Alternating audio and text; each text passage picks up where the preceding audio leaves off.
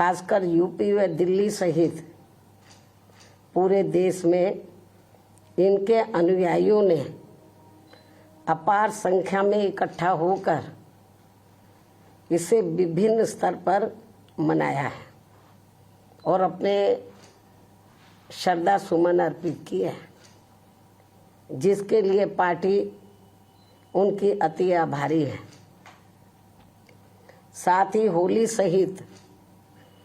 अन्य विभिन्न त्योहारों के बीच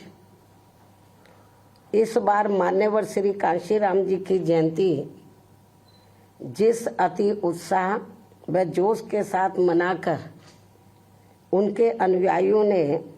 अपनी पार्टी को हर स्तर पर मजबूत बनाने का तथा उनकी एकमात्र उत्तराधिकारी व पार्टी की राष्ट्रीय अध्यक्ष का अपने पूरे तन मन धन से साथ देने का जो संकल्प लिया है, तो उसने पार्टी को मजबूती देने के लिए मेरे हिम्मत व हौसले को कई गुना और ज़्यादा बढ़ा दिया है, जिसे मैं अभी तक की तरह आगे भी अपने जीते जी अपने व्यक्तिगत तथा भाई बहन व रिश्ते नातों आदि के स्वार्थ में कभी भी कमजोर नहीं पड़ने दूंगी। वैसे भी मेरे भाई बहन व अन्य रिश्ते नाते आदि मेरे लिए केवल बहुजन समाज का ही एक अंग है, उसके सिवाय कुछ भी नहीं है। इसके अलावा पार्टी व मूवमेंट के हित में बहुजन समाज के जो भी लोग अपनी पूरी ईमानदारी व निष्ठा से कार्य करते हैं, तो उन्हें पार्टी में जरूर आगे बढ़ने का मौका दिया जाएगा और इस मामले में मेरे रिश्ते नाते आदि भी आड़े नहीं आएंगे। यहाँ मैं सावधानी के तौर पर ये भी बताना चाहूँगी कि पिछले कुछ वर्षों से सत्ता व विपक्ष में बैठी सभी जातिवादी सांप्रदायिक व पूंजीवादी पार्टियां बीएसपी के विरुद्ध अंदर अंदर आपस में मिलकर बहुजन समाज की एकमात्र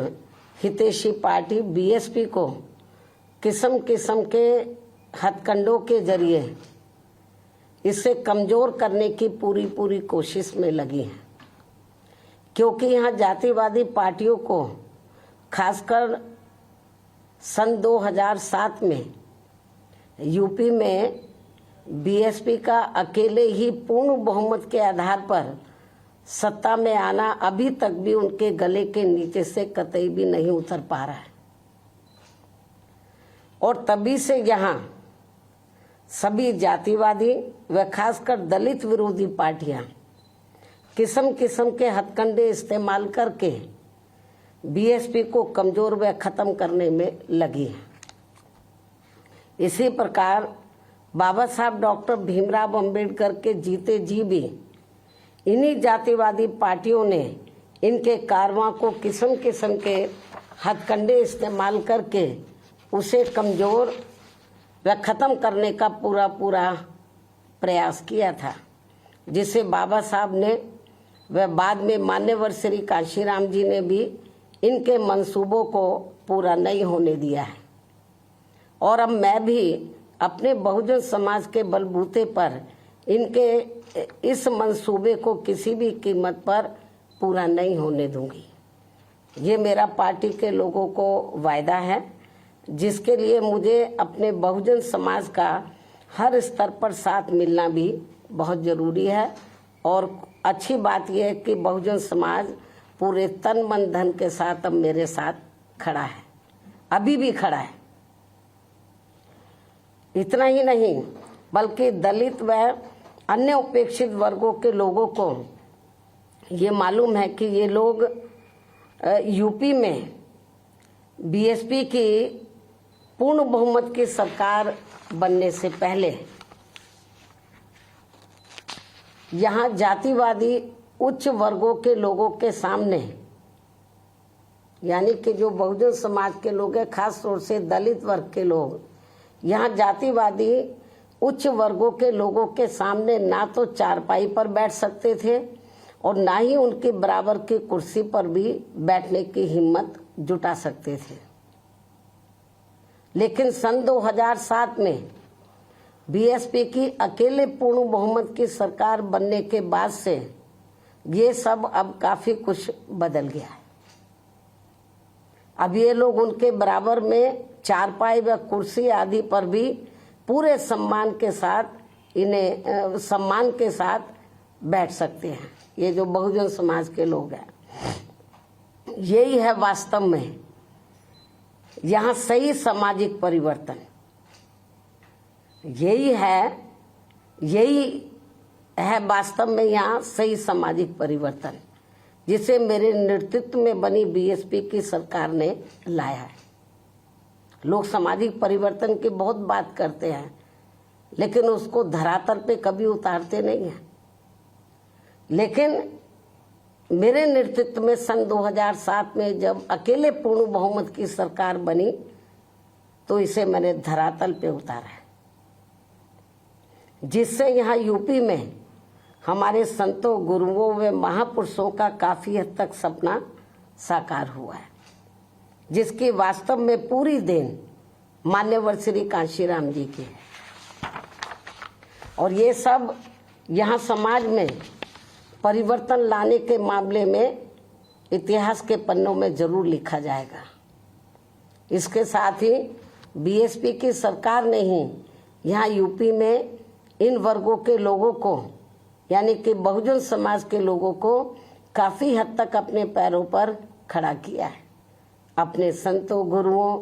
व महापुरुषों को भी विभिन्न स्तर पर पूरा आदर सम्मान दिया गया है, जिसे लोग कभी भी नहीं भुला पाएंगे। लेकिन ये सब यहाँ सभी जातिवादी पार्टियों के गले के नीचे से अभी तक भी नहीं उतर पा रहा है। इसलिए अब वे इन वर्गों में से स्वार्थी किस्म के लोगों को आगे करके उनके जरिए विभिन्न नाम पर अनेकों छोटे छोटे संगठन व पार्टियां आदि बनवा के बीएसपी की इस ताकत को बांटकर इसे कमजोर करने में लगे, जिनसे बहुजन समाज के लोग जरूर सचेत रहे। यही समय की मांग है और यही पार्टी व मूवमेंट के हित में इनका सही कदम भी होगा, यदि हमारे लोग सचेत रहते हैं। इसके अलावा यहाँ मैं ये भी कहना चाहूंगी कि देश के प्रधानमंत्री बीच बीच में अपनी खुद की गरीबी का तो जरूर उल्लेख करते रहते हैं, लेकिन इन्होंने दलित व अन्य उपेक्षित वर्गों के लोगों की तरह यहाँ कभी भी कोई जातीय भेदभाव नहीं झेला है, जो ये सब हमारे संतों, गुरुओं व महापुरुषों ने समय समय पर झेला है, जिसे अभी भी इनके अनुयायी काफी हद तक झेल रहे हैं। इसलिए पार्टी के मिशनरी व परिपक्व लोगों से आज मेरी ये भी पुरजोर अपील है कि वे ये सभी जरूरी बातें अपने बच्चों व खासकर युवा पीढ़ी को जरूर हमेशा बताते रहें, जिनको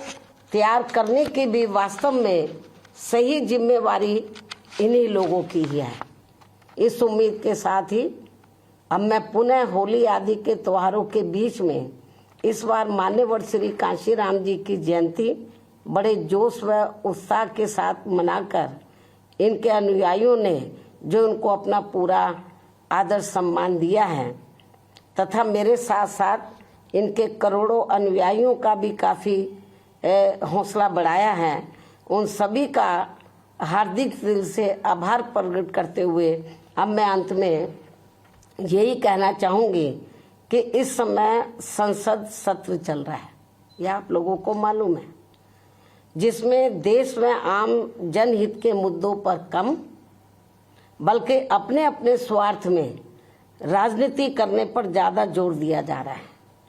जो ये अति चिंता की बात है। साथ ही पिछले कुछ समय से वक्फ बोर्ड पर भी सत्ता व विपक्ष द्वारा जो राजनीति की जा रही है तो ये भी अति चिंता की बात है। और यदि ये मामला समय रहते आम सहमति से सुलझा लिया जाता तो ये ज्यादा बेहतर होता। केंद्र सरकार इस मामले में जरूर पुनर्विचार करे, सोच विचार करे। ये भी हमारी पार्टी की केंद्र सरकार से पुरजोर अपील है। इस उम्मीद के साथ ही अब मैं अपनी बात यहीं समाप्त करती हूँ। धन्यवाद। जय भीम व जय भारत।